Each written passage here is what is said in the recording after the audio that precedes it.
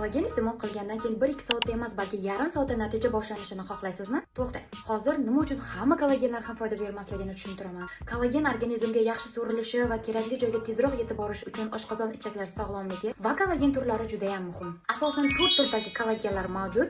Eng oxirgisi eng zo'r so'riladigan kollagen hisoblanadi. Birinchi turdagi kollagenlar bu kapsula va tabletka ko'rinishidagi kollagenlar.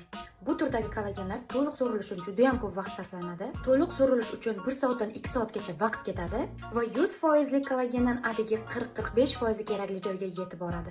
Parashok ko'rinishidagi kollagenlar to'liq so'rilish uchun 1 soatdan 1,5 soatgacha vaqt ketadi va atigi 60-70% kerakli joyga yetib boradi. Va hozirgi kunda eng ko'p tarqalgan jelya kollagenlar iste'mol qilinadi, lekin u tanada to'liq parchalanish uchun biroz vaqt talab qiladi va hazm qilish fermentlarini sarflaydi. To'liq so'rilish uchun taxminan 1 soatdan 2 soatgacha vaqt ketadi va taxminan 50-60% kerakli joyga yetib boradi.